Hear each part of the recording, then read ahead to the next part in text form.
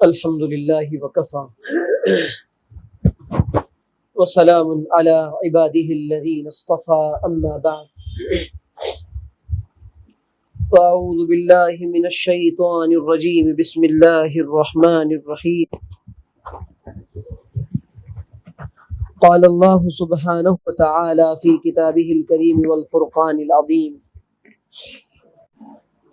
من عمل صالحا من ذكر أو أنثى وهو مؤمن فلنحيينه حياة طيبة وقال النبي صلى الله عليه وسلم خير متاع الدنيا المرأة الصالحة سبحان ربك رب العزة عما يصفون وسلام على المرسلين والحمد لله رب العالمين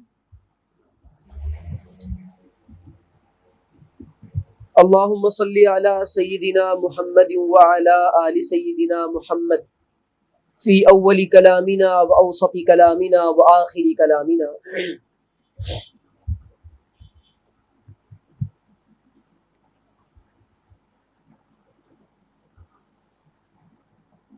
عمل سے زندگی بنتی ہے جنت بھی جہنم بھی، یہ خاکی اپنی فطرت میں نہ نوری ہے نہ ناری۔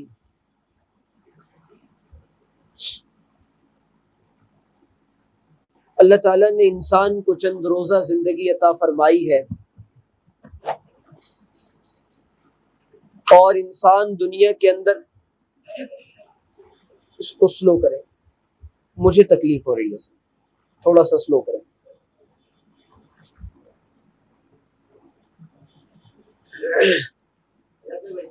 زیادہ لمبی چوڑی گفتگو کرنی نہیں ہے، ایک پیغام دینا ہے۔ اللہ تعالیٰ نے ایک مختصر سی زندگی انسان کو رہنے دیں چند دن کی عطا فرمائی ہے، اور عورتوں مردوں سب کو اللہ تعالیٰ نے اپنی عبادت کے لیے اور اپنی رضا کے لیے پیدا کیا ہے۔ یہ انسان کوئی درخت نہیں جو یوں ہی کھڑا رہے، یہ انسان کوئی پتھر نہیں جو یوں ہی پڑا رہے، بلکہ اللہ نے اس انسان کو ایک پیارا سا دل عطا فرمایا ہے۔ یہ جو دل ہے نا، یہ اصل میں اللہ کے رہنے کی جگہ ہے۔ یہ دنیا کی لذتوں کو پالنے کی جگہ نہیں ہے، دنیا بسانے کی جگہ یہ دل نہیں ہے، دنیا لگانے کی جگہ یہ دل نہیں ہے، دنیا کے اندر دل پھنسانے کی چیز نہیں ہے۔ دل یہ بیت اللہ ہے، مومن کا دل اللہ کا گھر ہے، مومن کا دل اللہ کا گھر ہے، اور ہر گھر والا یہ چاہتا ہے کہ میرے گھر جو مہمان آئے وہ عزت دار ہو، صاحب مقام ہو، شریف ہو، اور ایسے مہمان کو ٹھہراتا ہے، اس کی مہمان نوازی کرتا ہے، ضیافت کرتا ہے۔ لیکن ہم نے اللہ کی طرف سے آنے والے نیک خیالات کو ہمیشہ ٹھکرایا ہے، اللہ کی طرف سے آنے والے نیک خیالات کو ہم نے ہمیشہ ٹھکرایا ہے۔ دل کے اندر یہ خیال بھی تو آتا ہے نا کہ بھئی نماز پڑھی جائے، لیکن دل کہتا ہے انسان کے نہیں پڑھنی۔ دل کے اندر خیال آتا ہے کہ روزہ رکھا جائے، ذکر کیا جائے، تلاوت کی جائے، لیکن دلوں کے اندر آنے والے خیالات کا استقبال ہم نہیں کرتے۔ یہ نیک دل کے اندر، بھائی پنکھا چلا دو، دل کے اندر آنے والے نیک خیالات اچھے مہمان کی طرح ہیں۔ جی کیا بات سمجھ آئی؟ دل کے اندر آنے والے نیک خیالات اچھے مہمان کی طرح ہیں، ان کا استقبال کیا جاتا ہے تو یہ بار بار آتے ہیں، ان کو اگنور کیا جاتا ہے، نظر انداز کیا جاتا ہے تو اس کی توفیق ختم ہو جاتی ہے۔ بھائی کوئی کسی کے دروازے پر ایک بار جائے، وہ دروازہ نہ کھولے، پھر جائے پھر نہ کھولے، دوبارہ ملاقات کو جی چاہتا ہے۔ ہمارے دل میں کیسے کیسے خیالات آتے ہیں، لیکن ایسا کیوں ہوتا ہے؟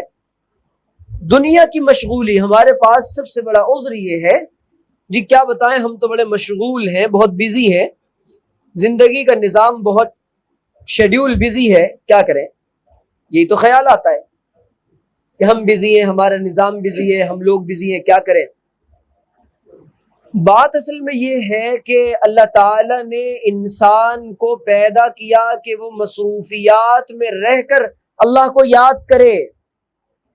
ارے بھائی اگر کوئی انسان فارغ ہو اور فراغت کے لمحے میں کہہ رہا جی میں تو بس 24 گھنٹے اللہ کا ذکر کرتا رہتا ہوں، اچھی بات ہے، لیکن یہ زیادہ اچھی بات ہے کہ ہم مشغول ہوں۔ کیسی مشغولی؟ مشغولیات کیا ہوتی ہیں؟ مشغولی دو طرح کی ہوتی ہے، یاد رکھیں، ایک جائز مشغولی، دوسرے ناجائز مشغولی۔ جائز مشغولی یہ ہے شوہر کی خدمت میں لگی ہوئی ہے، اولاد کی خدمت اور تربیت میں لگی ہوئی ہیں، گھر کی صاف صفائی میں لگی ہوئی ہے، تلاوت میں لگی ہے، ٹھیک ہے، اچھی جتنی مشغولیات ہیں، رشتہ داروں کی ملاقات میں ہے، مریض کی عیادت میں ہے، جنازوں کو کفنانے اور نہلانے کی مشغولی، یہ مشغولیات ہیں، یہ جائز مشغولی ہے، اس پر ثواب مل اچھی ہو تو۔ ناجائز مشغولی ہے کہ موبائل لے کر سارا دن بیٹھنا ہے۔ ناجائز مشغولی یہ ہے کہ موبائل کے ذریعے سے گھر پر گھنٹوں بات کرنی ہے۔ بری مشغولی یہ ہے کہ ایسی مشغولی، ہر وہ مشغولی بری ہے جو انسان کو اللہ سے غافل کر دے۔ اللہ تعالیٰ نے قرآن کریم کے اندر صحابہ کی صفت بیان کی ہے، رجال لا تلہیہم تجارت ولا بیع عن ذکر اللہ۔ وہ ایسے لوگ ہیں، ایسے مرد ہیں جن کو اللہ کے ذکر سے، اس کے نام سے خریدنا بیچنا غفلت میں نہیں ڈالتا۔ آج ہمیں تھوڑی سی مشغولی ہو جائے تو ہم کہتے ہیں نا بھائی کیا کریں، ذکر چھوٹ گیا، اللہ کی یاد چھوٹ گئی۔ اچھا، ذکر چھوٹنے کی وجہ سے، نمازیں چھوٹنے کی وجہ سے اس کا اثر گھریلو کام کاج پہ پڑتا ہے، انسان کے جسم پر پڑتا ہے، اس کا اثر دماغ پہ پڑتا ہے، اس کا اثر اولاد پہ پڑتا ہے، اس کا اثر کھانے کی لذت اور برکت پہ پڑتا ہے۔ یہ بات سمجھ نہیں آتی۔ نمازوں کی ترتیب بگاڑنے سے اور ذکر اللہ سے غفلت برتنے کی کا اثر یہ کھانوں کی بے برکتی اور کھانوں کی بے لذتی کا سبب ہے، جس کے دل کے اندر، جس کی وجہ سے مردوں کے دلوں میں، گھر کے مردوں کے دلوں میں انوارات پیدا نہیں ہوتے۔ جب انوارات پیدا نہیں ہوتے اور جب دل نورانی نہیں ہوتا تو دلوں کے اندر نیک خواہشات نہیں پنپتی، بلکہ برائی کے جذبات جنم لیتے ہیں۔ اللہ اللہ۔ تو عزیز بہنوں، عرض یہ کرنا چاہتا ہوں، اللہ تعالیٰ نے مختصر سی زندگی دی ہے۔ سب سے پہلے تو یہ کہ خواتین کو یہ چاہیے، پہلے نمبر پہ اللہ کی رضا۔ اور اللہ کی رضا کیسے ملتی ہے؟ درست عقیدے سے اور درست عمل سے۔ عقیدہ یہ بنیاد ہے، عمل اس بنیاد پر کھڑی عمارت ہے۔ عقیدہ درست نہیں تو عمل درست نہیں۔ عقیدہ لیڈر ہے اور عمل اس کے تابع ہے۔ آج ہمارا عقیدہ درست نہیں ہے، خواتین میں عقائد کا بگاڑ بہت زیادہ پیدا ہو گیا ہے۔ عقیدوں میں بنیادی عقیدہ یہ ہے، عقیدہ کس کو کہتے ہیں؟ وہ بات جو قرآن سے، حدیث سے ضروری طور پہ رسول اللہ سے ثابت ہو اور جس کا جاننا اور جس پر عمل کرنا ہر مسلمان پر فرض عین ہے، جس طریقے سے 5 وقت کی نماز فرض عین ہے۔ عقیدہ ہی نہیں پتا، اب جناب وہ سجدے بھی ہو رہے ہیں لیکن عقیدہ فاسد ہونے کی وجہ سے عمل قبول نہیں کیا جا رہا۔ کسی کا عقیدہ یہ ہے کہ اللہ تعالیٰ نعوذ باللہ اپنے کاموں میں کسی کا شریک ہے، یا اس کے کاموں میں کوئی اور بھی شریک ہے، اس کے علاوہ بھی کوئی مرادیں پوری کرتا ہے، اس کے علاوہ بھی کسی در پہ دعا کی جاتی ہے، اور رسول اللہ صلی اللہ علیہ وسلم کے علاوہ بھی کسی طریقے میں کامیابی ہے، اور نعوذ باللہ ایسا نہ ہو کہ رسول اللہ صلی اللہ علیہ وسلم آخری نبی نہ ہو، یہ بھی عقیدہ اگر کسی کا اللہ نہ کرے اللہ نہ کرے تو عبادات قبول نہیں ہوں گی۔ بہت سارے لوگوں کا عقیدہ ہے کہ دوبارہ مر کر انسان زندہ نہیں کیا جائے گا، اور یہ ذہن میں شیطان وسوسہ ڈالتا ہے کیسے نہیں کیا، کیسے کرے گا زندہ اللہ، اتنا بڑا انسان یہ مٹی میں مل جائے گا، یہ مٹی میں ملنے کے بعد یہ راکھ ہو جائے گا، یہ جل جائے گا، اس کی کوئی حیثیت نہیں ہوگی، یہ ذرات میں تبدیل ہو جائے گا، حشرات الارض اور زمین کے کیڑے اس کو کھائیں گے، آخر اللہ حساب کیسے لے گا؟ اللہ کہہ رہا الم یکو نطفۃ من منی یمنا نسوی بنانا، کیا ہم نے تجھ کو تیری انگلیوں کے پورے پوروں سے نہیں بنایا تھا، اور دوبارہ ہم اسی طریقے سے تجھ کو جمع کریں گے، اور اسی طریقے سے جو اللہ بغیر کسی نمونے کے، بغیر کسی مثال کے، بغیر کسی سیمپل کے، بغیر کسی تمثیل کے، بغیر کسی مثال کے اللہ بنانے پر قادر ہے، وہ اس انسان کو اتنا بڑا بنانے کے بعد، مارنے کے بعد بدرج اولا قادر ہے کہ وہ اس انسان جیسا انسان کو دوبارہ ویسا ہی بنائے۔ تو بات اصل میں یہ کہ عقیدہ سیکھنا چاہیے خواتین کو، 3 بنیادی عقیدے، توحید، رسالت، آخرت۔ توحید کے تعلق سے اللہ کی ذات و صفات میں کوئی شریک نہیں، اور یہ اس ایمان پر میں یہ عقیدے کی بات اس لیے کر رہا ہوں، اللہ نہ کرے اسپین کے اندر جو حالات آئے تھے، اللہ نہ کرے اور دنیا کے دیگر ممالک سے جو ایمان لوٹا گیا تھا اور نئی نسل کو جو ایمان سے پھیرنے کی کوشش کی گئی تھی اور ایمان پر جو ڈاکے ڈالے گئے تھے، تو وہ مائیں اپنی اولادوں کا ایمان اس لیے نہیں بچا سکیں کہ ان ماؤں کو اصل میں عقیدے کا پتہ نہیں تھا، ان کو نہیں پتا تھا عقیدہ کیا ہے۔ اور ایک وقت آئے گا قرب قیامت سے پہلے، نبی کریم علیہ الصلوۃ والسلام نے فرمایا اسلام کا صرف نام رہ جائے گا، نام رہ جائے گا۔ لوگ کہیں گے، ایک بوڑھی عورت یا بوڑھا مرد یوں کہے گا، ہم سنا کرتے تھے کلمہ ہے لا الہ الا اللہ محمد رسول اللہ، اور ایک کتاب ہے جس کی ہمارے باپ دادا تلاوت کیا کرتے تھے، لا يبقى القرآن الا رسمه ولا يبقى القرآن الا اسمه، اسلام کا نام باقی رہ جائے گا اور قرآن کے صرف حروف اور صفات باقی رہ جائیں گے۔ قرآن کے صفات باقی ہوں گے، پتہ ہی نہیں ہوگا کیا لکھا ہوا ہے، سیکھا ہی نہیں کبھی۔ خواتین کے وراثت کے مسائل الگ، طلاق کے مسائل الگ، اور مخصوص مسائل الگ، عدت کے مسائل الگ، عدت وفات کے مسائل الگ۔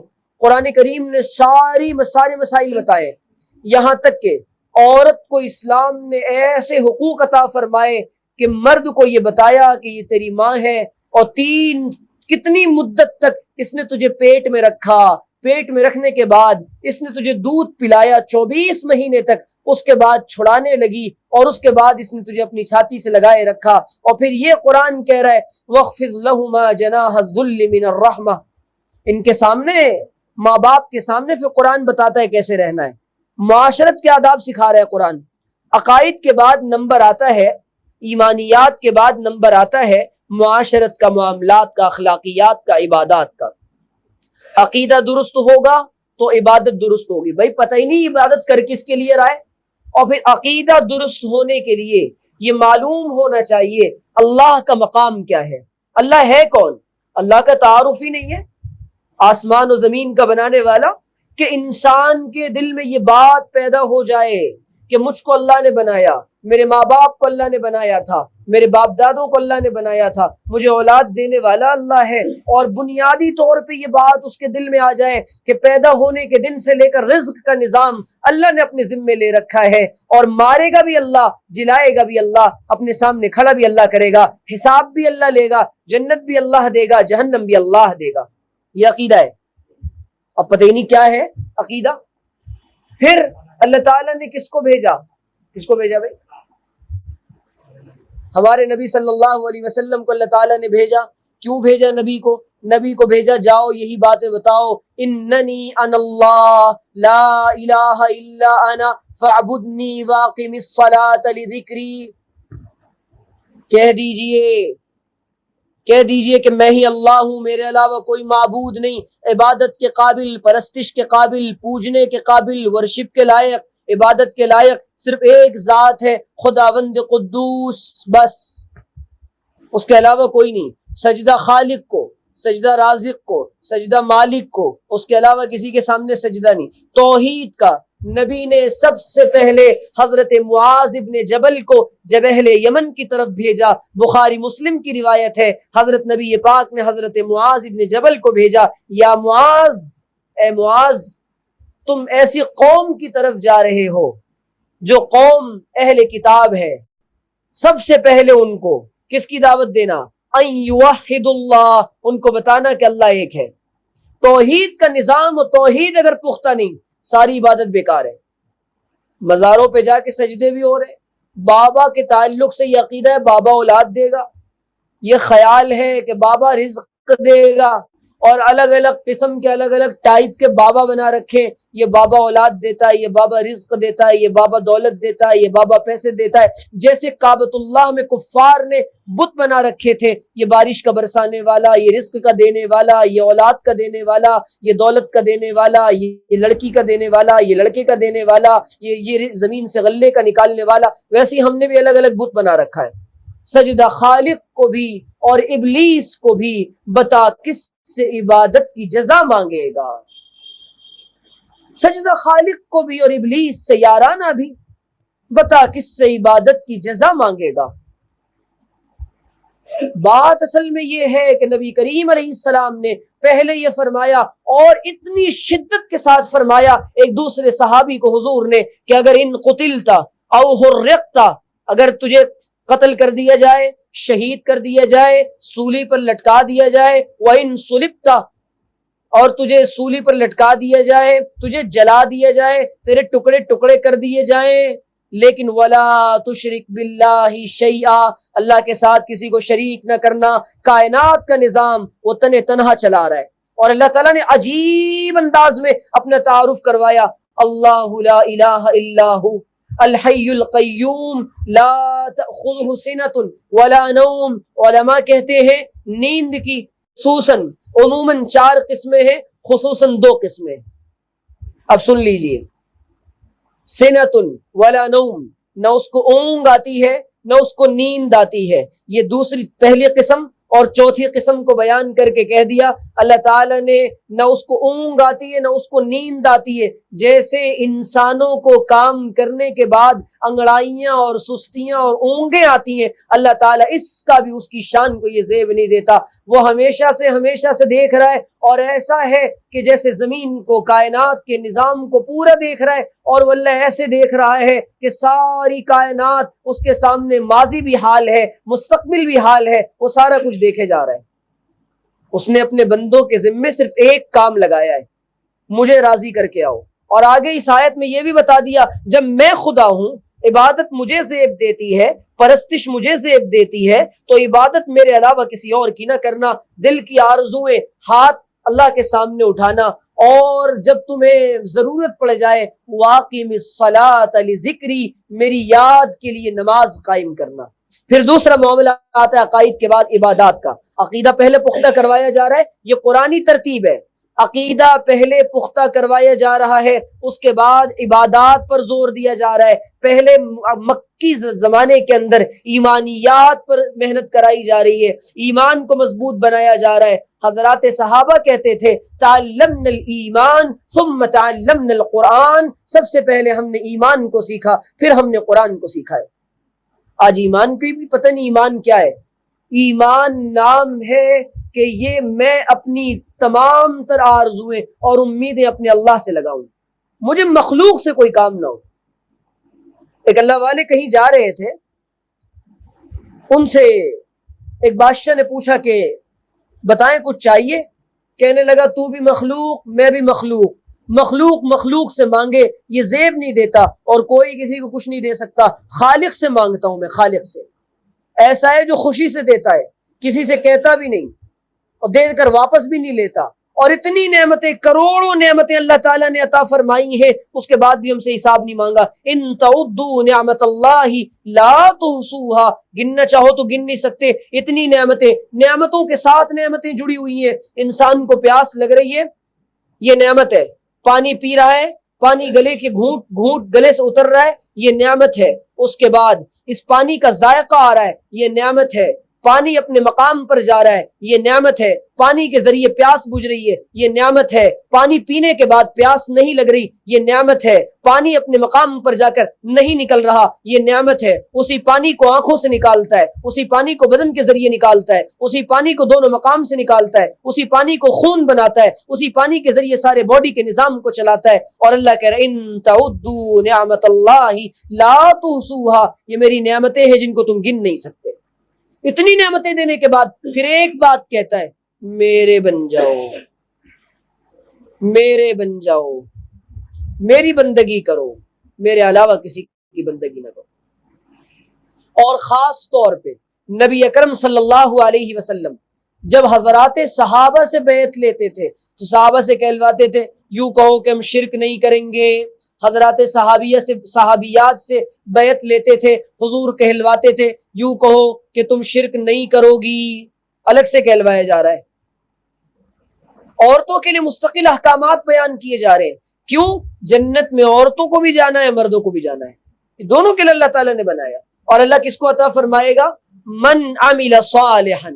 پھر اس کے بعد اللہ کہہ رہا ہے جانتے ہو عبادت کس کو کہتے ہیں؟ نیک. اور میری رضا کس سے ملتی ہے؟ نیک عمل سے.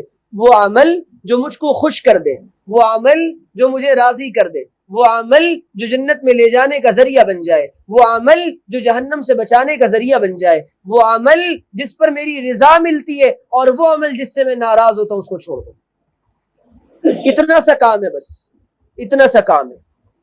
لیکن آج ہم نے اپنی زندگی کو دوسرے رخ پر ڈال رکھا ہے. نہ ہم نے عقائد کو سیکھا، نہ عبادات کو سیکھا. جب عبادت بگڑی، عبادات کا نظام بگڑا، صبح فجر سے اللہ جگانا شروع کرتا ہے. اللہ کا منادی کہتا ہے الصلاۃ خیر من النوم. خواتین کہتی ہیں رات کو برتن مانجتے مانجتے، بچوں کے کپڑے دھوتے دھوتے تھک گئی، اب تو صبح 7:30 بجے ان کو اسکول بھیجنا ہوگا، تبھی آنکھ کھلے گی. اسکول بھیجنے کی اہمیت ہے. سکول نہ گیا تو یہ کیا پڑھے گا؟ سکول نہ گیا تو ان پڑھ رہ جائے گا. سکول نہ گیا تو اس کی عزت اور مقام اس کا معاشرے میں کچھ نہ ہوگا. او میری بہن، تو نے اسے ٹھنڈی اور میٹھی نیند سلا کر جہنم کے راستے چلایا ہے، اور تو نے اس کی فکر نہ کی. اللہ قرآن میں کہہ رہا ہے یا ایھا الذین آمنوا قوا انفسکم واہلیکم نارا. اے عورتوں اپنے آپ کو بھی جہنم کی آگ سے بچاؤ، اے مردوں اپنے آپ کو بھی جہنم کی آگ سے بچاؤ، اور اپنے اہل و عیال اور اپنے خاندان اور اپنے کنبے کو بھی بچاؤ. اور ہم نے اپنے سمیت اپنے پورے معاشرے کو اور اپنے خاندان اور کنبے کو جہنم کی طرف دھکیلا ہے. کس قدر گراں ہے تم پہ صبح کی بیداری، ہاں تم کو ہم سے کب ہے پیار، نیند ہے تم کو پیاری. ہم کو تو نیند ہے نا پیاری. کیا یہی آئین وفاداری ہے؟ اللہ کے ساتھ یہ وفا کا تقاضا نہیں ہے. وفا کا تقاضا تو یہ ہوتا ہے محبوب کی ایک آواز پہ لبیک کہا جاتا ہے. محبوب کے حکم پر اپنی مرضیات نہیں چلائی جاتی. محبوب کے سامنے اپنے جذبات کی قربانیاں دینی پڑتی ہیں. محبوب کے سامنے، معبود کے سامنے، اپنے رب کریم کے سامنے جس نے خوبصورت ترین بنایا، ان جانوروں کو دیکھو اور شکر ادا کرو. یہ بول نہیں سکتے، اپنے ضمیر کو ادا نہیں کر سکتے، یہ اپنے حالات کو لوگوں کے سامنے نہیں رکھ سکتے، یہ اپنے مظالم کو بیان نہیں کر سکتے. اللہ تعالیٰ نے ہر چیز کے لیے اظہار کے لیے زبان جیسی نعمت عطا فرمائی. اللہ کہتا ہے ہم نے کیا تجھ کو زبان عطا نہیں فرمائی؟ وَلِسَانًا وَشَفَتَيْن، اور اس زبان کو دونوں ہونٹوں کے بیچ رکھا. اور کیا نہیں دیکھتا؟ أَلَمْ نَجْعَلْ لَهُ عَيْنَيْن، اور آنکھیں عطا نہیں فرمائی؟ اس کے اندر کروڑوں کے کیمرے لگا دیے اور کیسی دیکھنے والی آنکھ عطا فرمائی ہے، رنگوں کو الگ الگ دیکھ لیتی ہے. اور کیسی عقل عطا فرمائی ہے، تجھ کو سمجھ میں نہیں آتا؟ کائنات کا اتنا بڑا نظام دیکھ کر، ہماری قدرت دیکھ کر اب بھی سمجھ نہیں آیا کہ ہم تجھ سے کیا چاہتے ہیں؟ یہ دنیا ہم نے تیرے لیے بنائی ہے. ان الدنیا خلقت لکم وانکم خلقتم للآخرہ، اور آخرت کو تیرے لیے، تجھ کو آخرت کے لیے پیدا کیا ہے. اللہ نے ہم کو آخرت کے لیے بنایا، دنیا کے لیے نہیں بنایا۔ رنگ رلیوں پہ زمانے کی نہ جانا اے دل، رنگ رلیوں پہ زمانے کی نہ جانا اے دل، یہ خزاں ہے جو بانداز بہار آئی ہے۔ قبروں میں کتنی میک اپ کرنے والیاں چلی گئیں، کتنی سجنے والیاں چلی گئیں، کتنی حسیناؤں کے حسن قبرستان کے اندر پڑے ہوئے ہیں، جن کی ہڈیوں کو دیکھنے والا بھی کوئی نہیں، جن کی ہڈیاں وہاں گل کر سڑ گئیں، بوسیدہ ہو گئیں، ان کی قبروں پر کوئی فاتحہ پڑھنے والا نہیں۔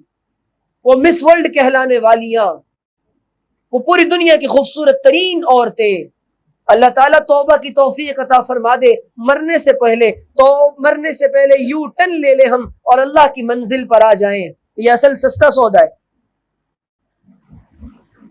تاب منزل صرف دیوانے گئے، لوٹ آئے جتنے فرزانے گئے، لوٹ آئے جتنے فرزانے گئے۔ ہم اگر جانا چاہتے ہیں اللہ تک تو اپنی مرضیات کو اللہ کے لیے قربان کرنا پڑے گا۔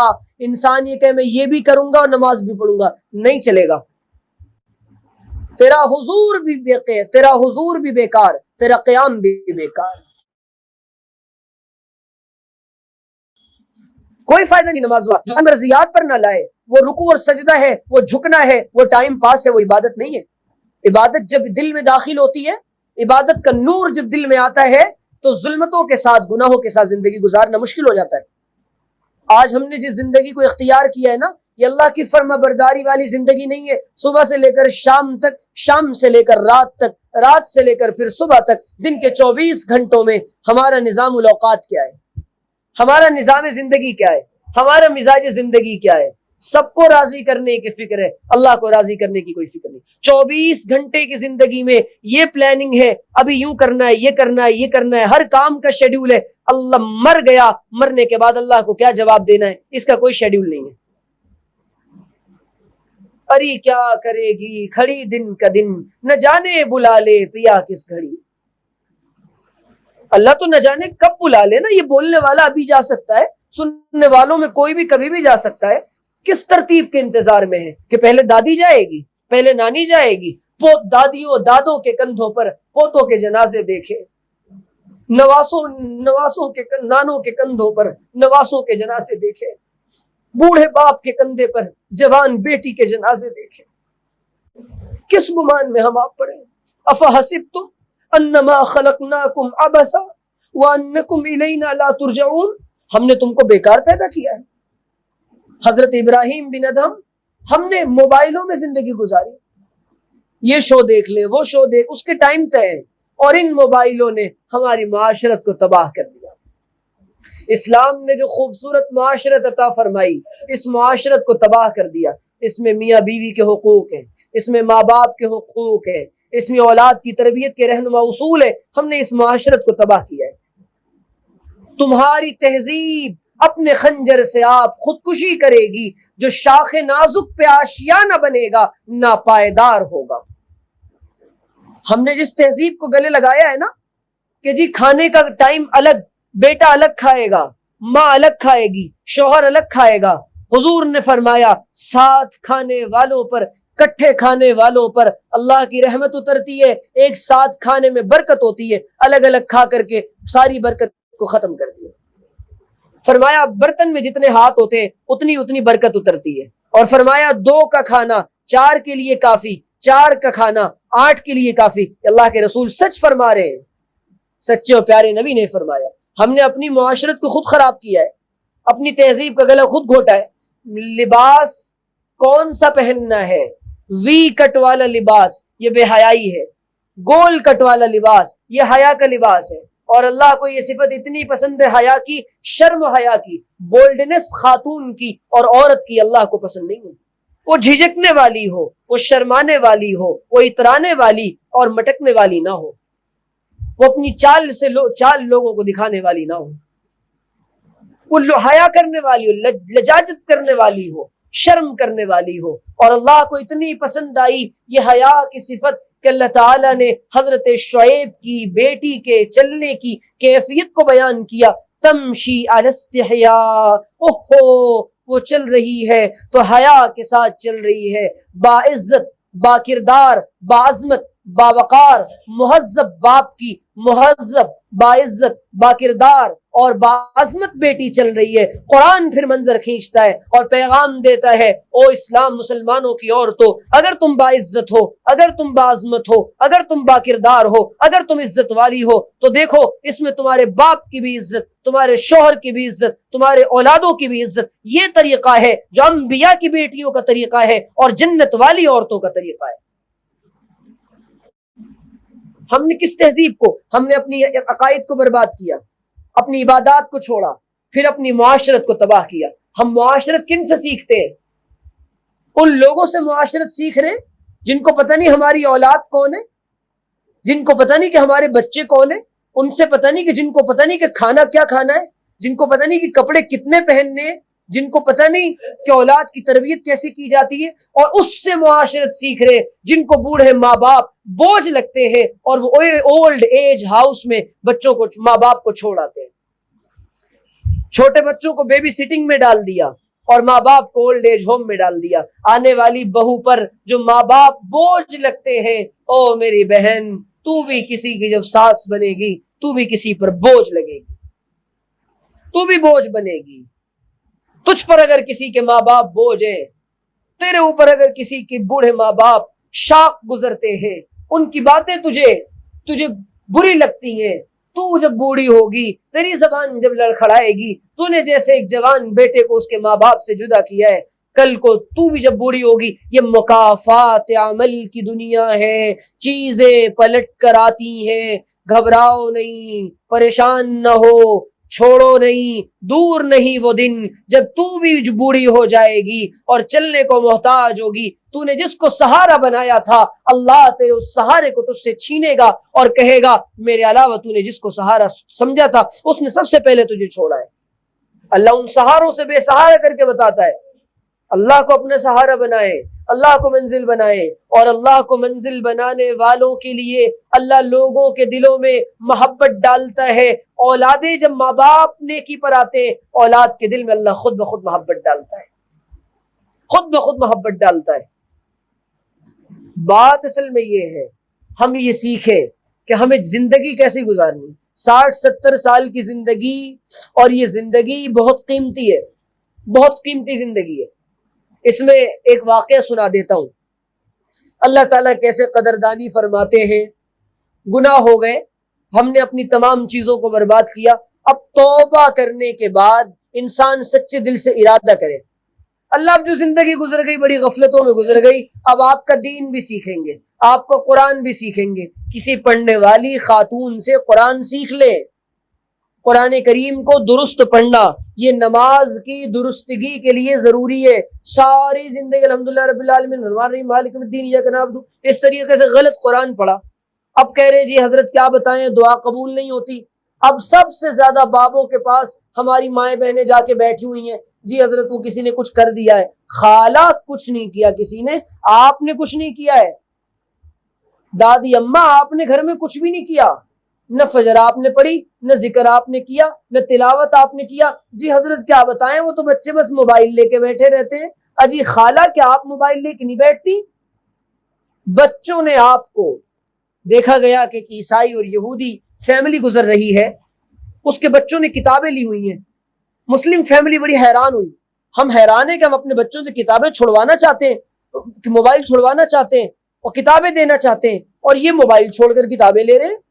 کہنے لگے بات اصل میں یہ ہے، میں بھی اور اس کے والد بھی، ماں باپ ہم دونوں بچوں کے سامنے موبائل کا استعمال کم سے کم کرتے ہیں۔ یہ ہمارا، ہم سب کا مرض ہے، ہم سب شامل ہیں اس میں، ہم سب شامل ہیں اس میں۔ پھر کیا دکھانا ہے بچوں کو؟ کارٹون دکھانا ہے، پھر بچہ کارٹون جیسی حرکت کر رہا ہے، اس کے جو بیڈ امپیکٹس اس کے دماغ پر پڑ رہے ہیں اس کا اندازہ نہیں ہے ہم کو، اس کی سوچ پر، اس کے خیال پر، اس کورے کاغذ پر ہم کیا لکھ رہے ہیں۔ تو اس لیے دین گھروں میں لاؤ۔ دین دیکھو، ایک واقعہ سنو پھر ایک دو بات سنیے۔ سب سے پہلی بات یہ ہے، ایک خاتون تھی، وہ خاتون فلموں میں کام کیا کرتی تھی، ان کا نام تھا لیلا حلو، سویٹ لیلا، اس نے اپنا نام رکھا تھا۔ اب بیچاری وہ اداکارہ، گلوکارہ، ناچنے والی، گانے والی، اس کو بہت شدید عجیب و غریب قسم کی بیماری ہو گئی. جب پاپ کا گھڑا بھرتا ہے نا، اللہ تعالیٰ پھر کبھی کبھی ایسے آزماتا ہے، اللہ تعالیٰ پھر کبھی کبھی ایسے پن کرتا ہے. اب سمجھ جا، وہ بھی جن کو توبہ کی توفیق دینی ہوتی ہے ان کو، ضروری نہیں کہ ہم سب کو توبہ کی توفیق مل جائے. مرنے سے پہلے توبہ کی توفیق مل جانا یہ بہت سستا سودا ہے. یقین مانے، مر جانے کے بعد انسان کہے گا یہ میرا نام اعمال ہے، وَوَجَدُوا مَا عَمِلُوا حَاضِرًا اوہو لا یغادر صغیرة ولا کبیرة الا احصاها. ارے اس نے نہ ایک چھوٹی سی بات کو چھوڑا نہ بڑی بات کو چھوڑا، رات دن کے سارے کارنامے اس میں لکھے ہوئے، سب آ گیا سامنے. تو اسی لیے اس سے پہلے تو خاتون تھی، بیمار پڑ گئی بیچاری. وہ اب دنیا کے ایک ملک میں گئی، مثال کے طور پہ وہ جرمنی گئی. جرمنی میں گئی تو ڈاکٹر نے کہا یہ لاسٹ اسٹیج ہے ان کا، ان کو یہاں سے لے کر جاؤ. بیماری ایسی تھی کہ بالکل اس کو باریک لباس پہننا پڑتا تھا، خارش کی بیماری ہو گئی، اور اندر کے سارے اعضاء اس کے سڑنے لگے، گردے جواب دینے لگے، سارا جسم کا نظام اندرونی بگڑ گیا. اس نے کہا آپ کیا کریں؟ دنیا کے سب سے بڑے ڈاکٹر جرمنی کے اندر گئی. جرمنی والوں نے کہا آپ نے آتے آتے بڑی تاخیر کر دی، یہاں کچھ نہیں ہو سکتا، فلاں ملک جاؤ. انہوں نے کہا چلو ٹھیک ہے فلاں ملک جاتے. وہاں گئے تو انہوں نے کہا آپ نے آتے آتے بڑی تاخیر کر دی، وہاں پر بھی کچھ نہیں ہوا. تیسرے ملک گئے، تیسرے ملک میں بھی کچھ نہیں ہوا. ڈاکٹر نے کہا اب آپ چند دن کی مہمان ہیں، لہذا علاج کی کوشش نہ کریں، اب آپ اللہ سے تعلق کی کوشش کریں. اس کے دل دماغ میں یہ بات آ گئی کہ اب تو بس چند روز کی زندگی رہ گئی ہے. یہ اچھی بات ہے کہ مرنے سے پہلے پتہ چل جائے کہ مرنے والا ہوں. حضور تو خود فرما رہے موتوا قبل ان تموت، مر جاؤ اس سے پہلے کہ مرنے والے ہو. مر جاؤ یعنی اپنے آپ کو مردوں میں شمار کیا کرو، زندوں میں شمار نہ کیا کرو. سارا وبال، سارا فساد، سارے گناہ کی جڑ یہی تو ہے کہ ہم اپنے آپ کو زندہ سمجھتے ہیں. ارے بھائی یوں سمجھو نا کہ میرا جنازہ پڑا ہوا ہے. ابھی اسی لیے فرمایا حضور نے موت کو توڑ دینے والی چیز ہادم اللذات، یعنی الموت، موت کو توڑ دینے والی چیز، کثرت سے موت کو، لذتوں کو توڑ دینے والی چیز موت کو کثرت سے یاد کرو. آج ہمارے موت کے تذکرے کا ہے، ہنسی ہے، ٹھاکے ہیں، ماشاءاللہ، باتیں ہیں، گپے ہیں، برائیاں ہیں، غیبتیں ہیں، چغلیاں ہیں. اگر خواتین اپنی باتوں سے جھوٹ، بہتان، غیبت، چغلی یہ نکال دیں تو صرف خاموشی بچتی ہے، صرف خاموشی. چپ رہنے سے بہتر کوئی نیکی نہیں. عبادت کرو، گھر میں رہو، اپنی نیکیوں پر اللہ کا شکر ادا کرو اور گناہوں پہ رو. اب وہ خاتون نے کہا بس چند دن کی زندگی بچی ہے، ایسا کرتی ہوں کہ حج یا عمرے کے سفر پہ جاتی ہوں. اپنے شوہر کو لیا، عمرے کے سفر پہ تیار ہو گئی، سارے کاغذات تیار ہو گئے. یہ بھی پتہ نہیں کہ راستے میں مرے گی یا جیے گی.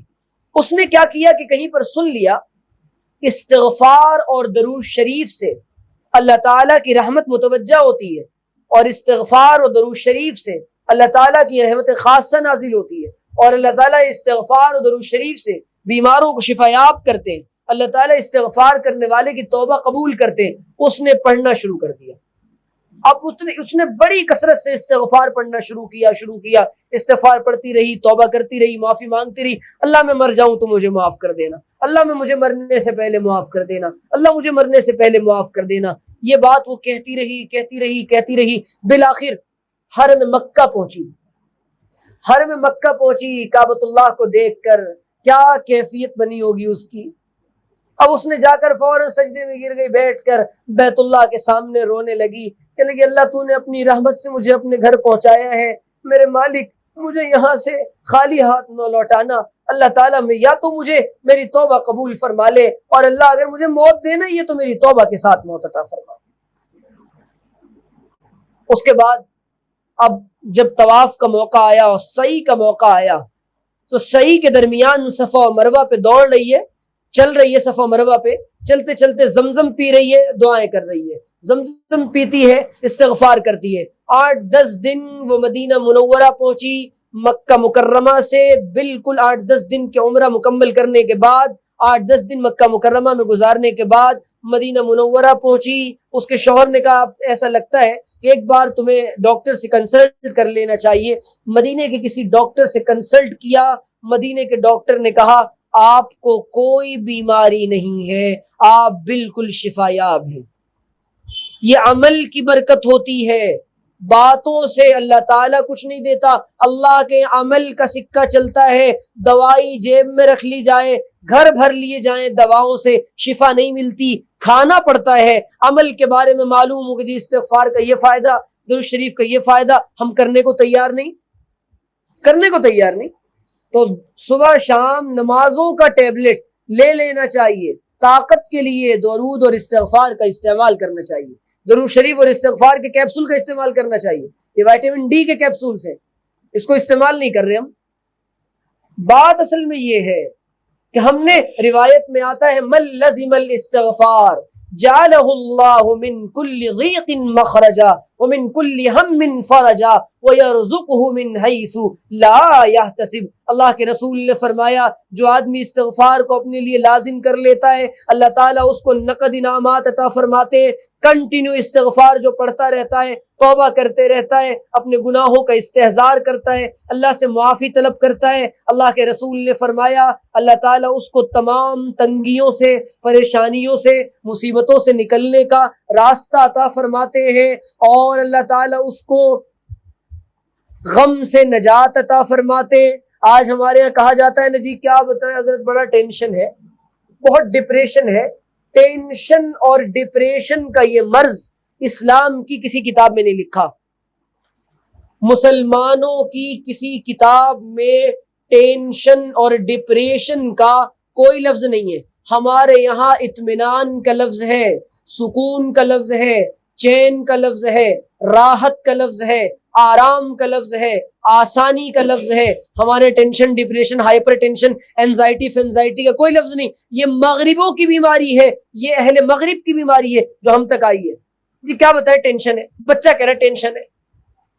مرنے کا ٹینشن نہیں ہے، قبر میں جانے کا ٹینشن نہیں ہے، فرشتوں کی پٹائی کا ٹینشن نہیں ہے، منکر نکیر کے سوالات کے جوابات کا ٹینشن نہیں ہے، بے پردہ پھرتی ہے اس کا ٹینشن نہیں ہے، شوہر سے زبان درازی کرتی ہے اس کا ٹینشن نہیں ہے، شوہر کے حقوق ادا نہیں کرتی وہ ٹینشن نہیں ہے، پل صراط سے گزرنے کا ٹینشن نہیں ہے.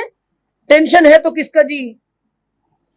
ہاں ٹینشن سب سے زیادہ یہ جی کیا بتائے پیسے نہیں آ رہے، یہاں ایسے رہے یا ویسے رہے گزر جائے گی. جھوپڑی میں رہنے والے کی بھی گزرے گی، محلات میں رہنے والوں کی بھی گزرے گی، جنگلات میں رہنے والوں کی بھی گزرے گی، ریگستان اور صحراؤں میں رہنے والوں کی گزر گئی، ہماری بھی گزر جائے گی. پریشانی اور ٹینشن وینشن کی کوئی بات نہیں ہے،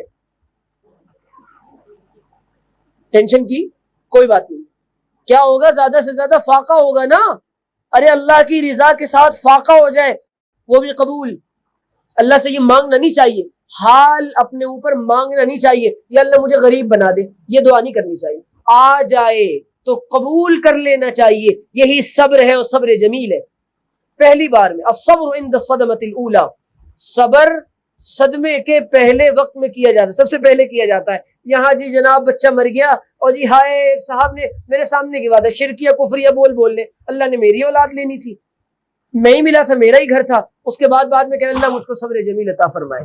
جی قتل کرنے کے بعد کہہ رہے جی بڑی غلطی ہو گئی. بات اصل میں یہ ہے ہم نے دین کو اپنے مزاج کے مطابق بنایا ہے. ہم اب دین کے مزاج کے مطابق ہم نہیں ڈھلے، ہم دین کو اپنے مطابق ڈالنا چاہتے ہیں. بات سمجھ آ گئی. اب کرنے کا کام سنو دو. کرنے کا کام یہ ہے فرائض کی پابندی، عقائد کو سیکھنا، عبادات کو سیکھنا، مسائل کو سیکھنا، قرآن کریم کا سیکھنا تجوید کے ساتھ، اور صبح شام کا ذکر میں درود شریف استغفار کی پابندی یہ لازم کر لیں. استغفار درود شریف کو، اس سے گھر کی ٹینشن اور پریشانی دور ہو جائے گی. ٹھیک ہے انشاءاللہ. اللہ تعالیٰ سے دعا اللہ تعالیٰ سمجھنے کی عمل کرنے کی توفیق عطا فرمائے. وآخر دعوانا ان الحمدللہ رب العالمین. مولانا دعا فرمائے. الحمد للہ رب العالمین والصلاة والسلام علی سید الانبیاء والمرسلین اللہم صلی علی سیدنا محمد المعدن الجود والکرم ربنا آتنا فی الدنیا حسنہ وفی الآخرۃ حسنہ وقنا عذاب النار ربنا ظلمنا انفسنا وان لم تغفر لنا وترحمنا لنکونن من الخاسرین اللہم لا مانع لما اعطیت ولا معطی لما منعت ولا ينفع ذا الجد منك الجد اللہم لا نحصی ثناء علیک انت کما اثنیت علی نفسک۔ پیارے اللہ، ہم کے عاجز اور مسکین بندے اور بندیاں آپ کے دربار میں حاضر ہیں، رب کریم ہاتھ پھیلائے بیٹھے ہیں، اللہ معاف فرما دیجئے۔ اللہ ظاہر میں بندے ہیں، ویسے بڑے گندے ہیں، ہم اپنا حال جانتے ہیں، اللہ ہمارے حال درست فرما دیجئے، ظاہر باطن درست فرما دیجئے، ظاہر باطن یکساں کر دیجئے، قلب میں اپنی محبت ڈال دیجئے، ذکر پر مداومت دے دیجئے، زبان پر اخلاص کے بول عطا فرما دیجئے، حکمت کے بول عطا فرما دیجئے، زبان میں تاثیر دے دیجئے۔ رب کریم راضی ہو جائیے، اللہ ایسے راضی ہوئیے کہ پھر کبھی گمراہ نہ ہوئیے، اللہ اولاد کو آنکھوں کی ٹھنڈک بنا دیجئے، عقائد سیکھنے کی توفیق عطا فرما دیجئے، صحیح عقیدوں کی تعلیم عطا فرما دیجئے، صحیح عقیدے والوں سے جوڑ دیجئے، اللہ ایمان پر خاتمہ فرمائیے، اسلام پر باقی رکھیے، عمل صالح عطا فرما دیجئے، عافیت عطا فرما دیجئے، صحت عطا فرما دیجئے، پریشانیوں کو دور عطا فرما دیجئے، شیطان کو دفع دور کر دیجئے، نفس سے بچا دیجئے، حالات کے فتنوں سے بچا دیجئے، تمام دنیا کے ظاہر باطنی فتنوں سے بچا دیجئے، اللہ ایسا بنا دیجئے جیسے آپ ہمیں دیکھنا چاہتے ہیں، گھروں کے اللہ پریشانیوں کو دور فرما دیجئے، اے اللہ گھروں کے اندر دین کو زندہ فرما دیجئے، ذکر کا نور عطا فرما دیجئے، تلاوت کا سرور عطا فرما دیجئے، ذکر کی حلاوت اور مٹھاس عطا فرما دیجئے، رب کریم معاشرت کو اچھا بنا دیجئے، شوہروں کی قدر کرنے کی توفیق عطا فرما دیجئے، رب کریم اولادوں کو نیک و دیندار بنا دیجئے، اے رب کریم دین کو زندہ فرما دیجئے، اللہ بار بار اپنے نیک بندوں کے مجلسوں میں جانے کی توفیق عطا فرما دیجئے، اہل ایمان کے ساتھ رکھیے، ایمان پہ خاتمہ فرمائیے، قیامت کے دن اہل ایمان کے ساتھ حشر فرمائیے۔ ربنا تقبل منا انك انت السميع العليم وانك انت التواب الرحيم ربنا اغفر لنا ولاخواننا الذين سبقونا بالايمان سبحان ربك رب العزة عما يصفون وسلام على المرسلين والحمد لله رب العالمين۔